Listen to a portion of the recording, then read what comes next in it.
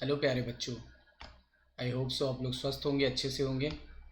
Career infinity classes में आपका स्वागत है। Myself is Avinash Sharma. अच्छा, स्वामी विवेकानंद जी ने क्या बोला है? Take risk in your life, यानी आप अपनी लाइफ में रिस्क लीजिए।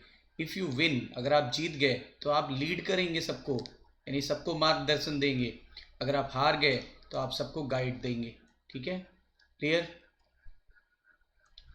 बच्चों, आज हम लोग पढ़ेंगे मसल की स्ट्रक्चरल और फंक्शनल यूनिट को क्या बोलते हैं? सार्कोमियर। तो structural and functional unit of muscle fibre is known as sarcomere. बेटा, दो जेड लाइन के बीच के गैप को ही बोलते हैं हम लोग क्या? हम लोग दो जेड लाइन के बीच के, एक ये देखिए जेड लाइन है और एक देखिए ये जेड लाइन है। तो दो जेड लाइन के बीच के गैप को बोलते हैं हम लोग सार्कोमियर, यानी this is present between two Z line. और जेड लाइन जो होती है बच्चों, ये प्रेजेंट होती है सार्कोमियर में जगह जगह पर। जैसे देखिए यहाँ दिखाया गया है, यहाँ दिखाया गया है, और ये उसके बीच का है। तो आप देख पा रहे हैं यहाँ कुछ बैंड डार्क है, ये हिस्सा आप देख रहे हो डार्क है, ठीक है। और ये हिस्सा आप देख रहे हो लाइट है। तो बेटा, ये जो डार्क वाला हिस्सा होता है ये ए बैंड कहलाता है। क्या कहलाता है? A band. तो डार्क वाला हिस्सा क्या कहलाता है? A band. और आप देख रहे हो डार्क के बीच में भी थोड़ा सा ये गैप है, डार्क के बीच में भी ये थोड़ा सा गैप है। इस गैप को एच जोन कहते हैं। क्या कहते हैं? H zone. यानी देखो, ये ए बैंड, ये इसकी बात कर रहा है, ये वाला ए बैंड है। देखिए, ध्यान से देखिएगा, this is A band. A band या डार्क बैंड, ये इसकी बात कर रहा है, ये डार्क बैंड या ए बैंड है। और इसके बीच में आप देख पा रहे हो ये हिस्सा लाइट कलर का है, ये हिस्सा लाइट कलर का है। इसी को बोला गया एच जोन, इसको बोलते हैं एच जोन। और बच्चों, इसके बीचों बीच में एक लाइन होती है जिसको एम लाइन कहते हैं, जो इस फिगर में गिवन नहीं है लेकिन एनसीईआरटी में दिया हुआ है, एम लाइन या मिडिल लाइन। ठीक है, यानी यहाँ पर एच जोन के बीच में एक लाइन होती है इमेजनरी, उसको बोलते हैं एम लाइन या मिडिल लाइन। ठीक है, तो इतनी बात समझ में आ गई होगी। तो दो जेड लाइन के बीच के गैप को क्या बोलेंगे? सार्कोमियर। ठीक है, ये हिस्सा क्या है? डार्क बैंड, यानी ये दिखाया गया ये डार्क बैंड है। इसी को ए बैंड यानी एनाइसोट्रॉपिक बैंड भी कहते हैं। एनाइसोट्रॉपिक बैंड के बीच का हिस्सा जो ओवरलैप नहीं कर रहा है, देखिए कहीं ओवरलैप नहीं कर रहा है, उसको बोलते हैं एच जोन। और यहाँ पे जो लाइन होगी उसको क्या बोलेंगे बच्चों? M line. एम लाइन, अभी मैं फार्मूला बताता हूँ आपको, ट्रिक बताता हूँ। चलिए, ये बात तो समझ में आ गई।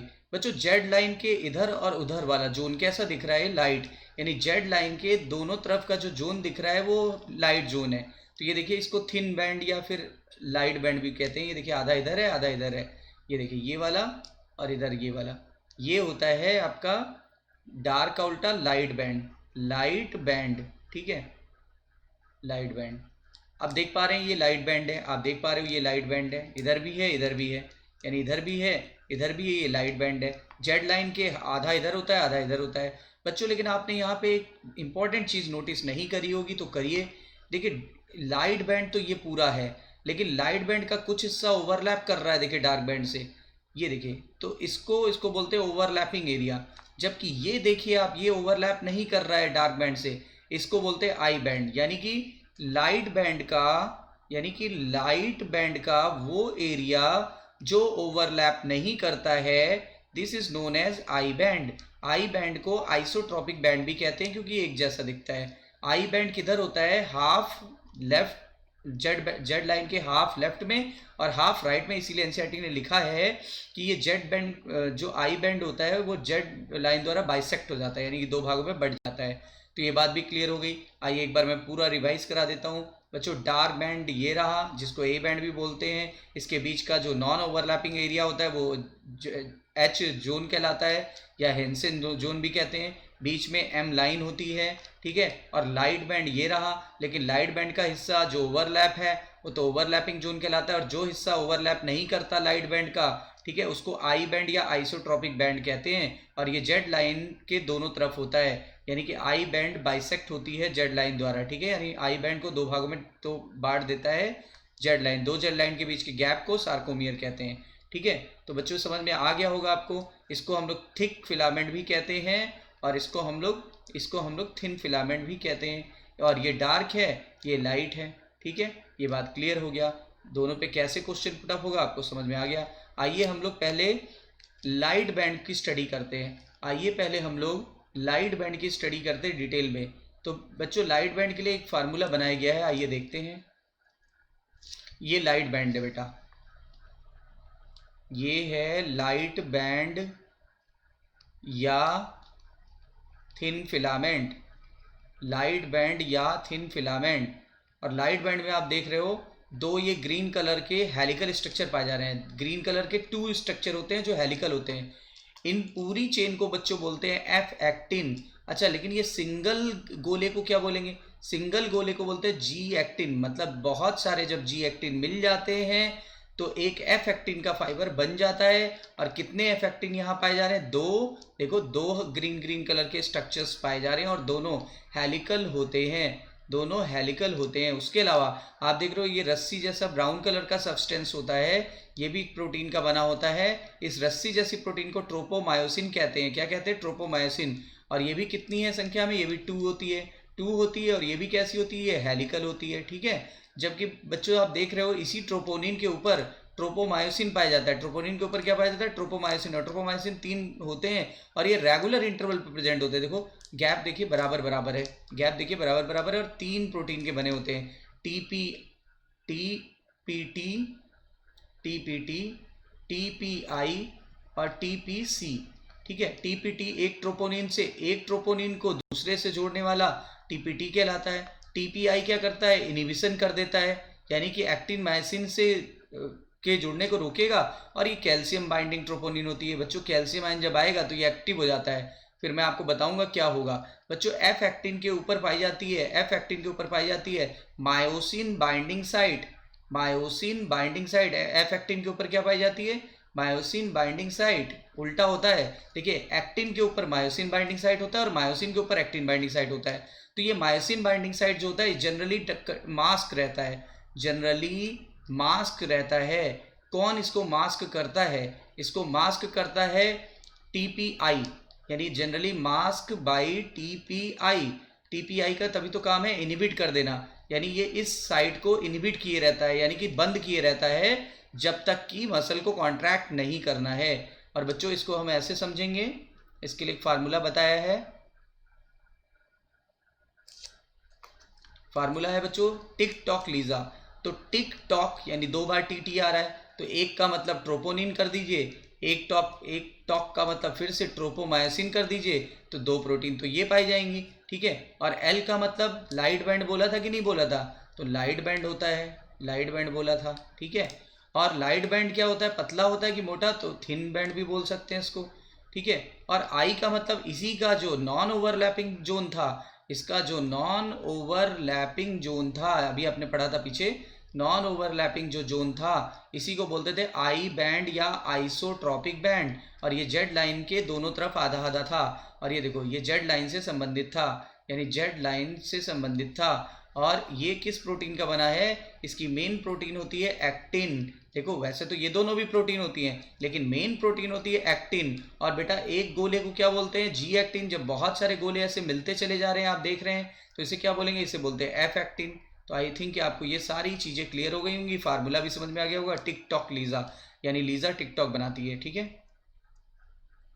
अब बच्चों हम डार्क बैंड की तरफ चलते हैं। डार्क बैंड आपको बता दूं, डार्क बैंड कहाँ? डार्क बैंड यानी इस बैंड की बात कर रहे हैं, डार्क बैंड यानी इस बैंड की बात कर रहे हैं। और ये इतना पोर्शन दिखाया गया है, मान लीजिए इतना पोर्शन ये दिखाया जा रहा है, अभी जो मैं आपको दिखा रहा हूँ इतना पोर्शन दिखा रहा हूँ। ठीक है। ये इतना पोर्शन दिखाया जा रहा है, हाफ। तो आप देख पा रहे हैं कि ये डार्क बैंड जो होता है वो डार्क होता है, डार्क बैंड डार्क होता है। और डार्क तभी होगा जब वो थिक होगा, तो इसको थिक फिलामेंट भी कहते हैं, इसको थिक फिलामेंट भी कहा जाता है। ठीक है। तो थिक फिलामेंट हो गया ये।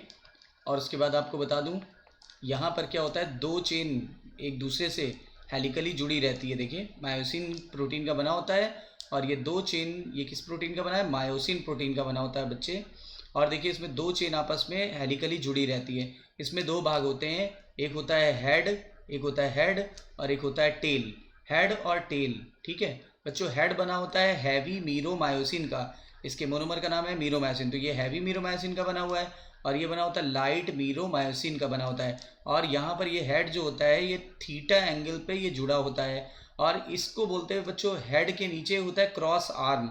ये हेड के पास जो एंगल पे जो प्रेजेंट है ये, इसको बोलते हैं क्रॉस आर्म। यही आगे चल के क्या बनाता है? क्रॉस ब्रिज बनाता है। मतलब क्रॉस ब्रिज का क्या मतलब हो गया? जब एक्टिन मायोसिन से जुड़ जाएगा तो क्रॉस ब्रिज बनेगा। और बच्चों हेड पर 2 साइटें पाई जाती है, एक होता है एक्टिन बाइंडिंग साइट, देखो अभी बताया था जो मायोसिन एक्टिन होता है उसके ऊपर मायोसिन बाइंडिंग साइट था, और जो एक्टिन होता है उसके ऊपर मायोसिन जो होता है उसके ऊपर एक्टिन बाइंडिंग साइट होता है, और दूसरा एटीपी बाइंडिंग साइट होता है। एटीपी यहीं पे आके जुड़ती है, फिर उसका हाइड्रोलिसिस होता है, उससे जो ऊर्जा मिलती है उसी वजह से क्रॉस ब्रिज बनेगा। क्रॉस ब्रिज मतलब एक्टिन का मायोसिन से जुड़ना। ठीक है बच्चों, इसका भी एक फार्मूला है, इसका फार्मूला है धाम। तो डी फॉर डार्क बैंड, इसको डार्क बैंड भी बोला जाता है। डार्क बैंड आपको ऊपर देखो लिखा हुआ है।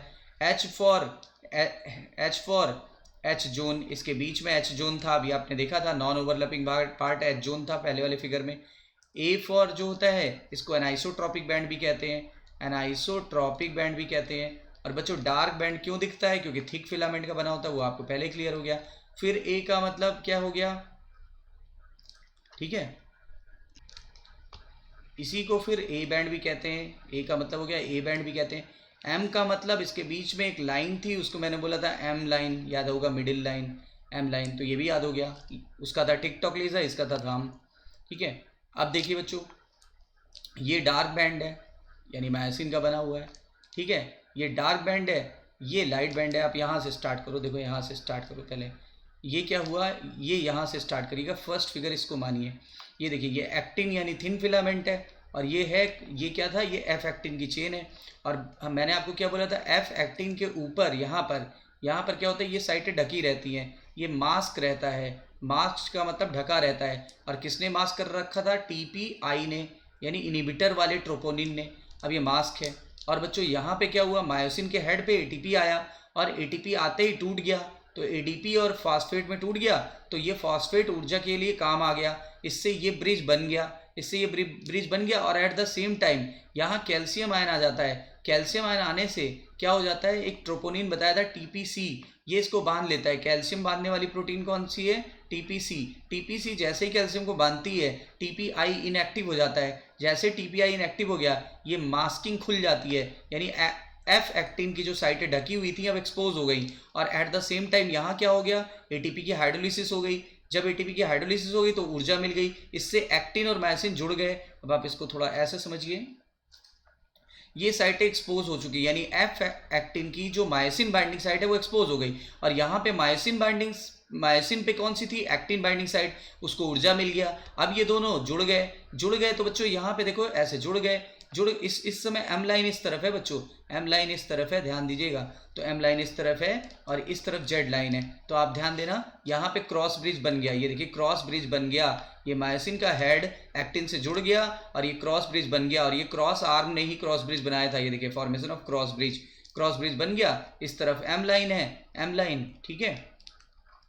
अब ये क्रॉस ब्रिज किस तरफ टर्न कर रहा है, देखो इस तरफ है जेड लाइन, इस तरफ है जेड लाइन और इस तरफ है एम लाइन। तो किस तरफ टर्न कर रहा है बच्चों, तो आप देख रहे हो कि एम लाइन की तरफ टर्न कर रहा है। एम लाइन की तरफ टर्न कर रहा है, इससे एक्टिन मायोसिन के ऊपर स्लाइड करने लगता है और रोटेट करने लगा। देखो हेड रोटेट किया और ये एक्टिन मायोसिन के ऊपर क्या हुआ, स्लाइड करने लगा। और ये जितने भी एटीपी थे ये बाहर आ गए, एडीपी और फास्फेट रिलीज हो गया। और नया एटीपी जब आ जाएगा बच्चों तो क्रॉस ब्रिज ब्रेक हो जाएगा, क्रॉस ब्रिज ब्रेक हो जाएगा। जब न्यू एटीपी आता है तो क्रॉस ब्रिज ब्रेक होता है, जब एटीपी हाइड्रोलाइज होता है तो क्रॉस ब्रिज बन जाता है। ये क्रम बार बार चलता रहता है। तो यहाँ से पहले ऐसा हुआ, क्रॉस ब्रिज बना, फिर क्रॉस ब्रिज के कारण स्लाइडिंग एंड रोटेशन हुआ, एक्टिन मायोसिन के ऊपर स्लाइड करने लगा। और फिर जब नया एटीपी आता है तो then cross bridge will be break और फिर से मसल रिलैक्स हो जाती है, ठीक है। अब आप देख पा रहे हैं, ये देखो ये कौन सी लाइन है, ये एम लाइन है, ये एम लाइन है। अब आप देखो इसमें मसल रिलैक्स है। ये देखो ये है डार्क बैंड, ये है लाइट बैंड और अभी कोई क्रॉस ब्रिज नहीं बना है बच्चों। यहाँ पे क्रॉस ब्रिज मान लो बन गया, यहाँ पे इसको और टच करा देते हैं, क्रॉस ब्रिज बन गया। ये एक्टिन है, ये मायोसिन है और ये किस तरफ जा रहा है, ये इस तरफ जा रहा है, यानी टूवर्ड्स एम लाइन की तरफ जा रहा है। इसलिए देखिए मसल पार्सली कॉन्ट्रैक्ट होने लगी। फिर देखिए बच्चों कुछ समय बाद मसल मैक्सिमली कॉन्ट्रैक्ट हो जाएगी। जब मैक्सिमली कॉन्ट्रैक्ट हो जाएगी तो जेड लाइन देखिए काफ़ी पास आ चुकी है। जेड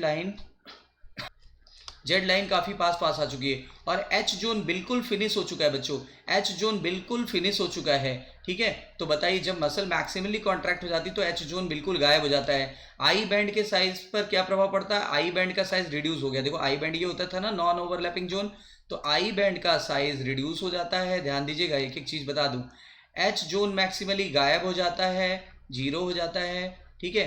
थिन फिलामेंट पर कोई प्रभाव नहीं पड़ता, थिन फिलामेंट पर कोई प्रभाव नहीं पड़ता, थिक फिलामेंट पर कोई प्रभाव नहीं पड़ता, ठीक है। इनकी लेंथ पर कोई प्रभाव नहीं पड़ता, जेड लाइनें पास पास आ जाती हैं और सार्कोमियर का साइज छोटा हो जाता है। इस तरीके से आपने देखा क्या क्या चेंजेस हुए, ठीक है, क्या क्या चेंजेस हमने यहाँ देखा मसल कॉन्ट्रेक्शन के समय होते हैं। देख लो आप, आई बैंड देखो यहाँ पे इतना बड़ा था, यहाँ देखो और छोटा हो गया और यहाँ पे गायब हो गया। तो आई बैंड बहुत छोटा हो जाता है और गायब भी हो सकता है, वो भी जीरो हो सकता है। थिन फिलामेंट की लंबाई पे कोई प्रभाव नहीं पड़ता, थिक फिलामेंट की लंबाई पे कोई प्रभाव नहीं पड़ता और जेड लाइनें पास पास आ जाती हैं और सार्कोमियर छोटा हो जाता है, एच जोन गायब हो जाता है। ठीक है बच्चों, तो आई होप सो आपको ये सब कुछ समझ में आ गया होगा। अगर वीडियो अच्छी लगी हो लाइक सब्सक्राइब शेयर जरूर करिए। और बेटा देखो बहुत कम शब्दों में मैंने ये पूरा रिवीजन करा दिया आपको, तो लगे रहिए, पढ़ाई करते रहिए, लाइक सब्सक्राइब और शेयर जरूर करिए ताकि हम लोगों का मनोबल बढ़ता रहे। टेक केयर बच्चों।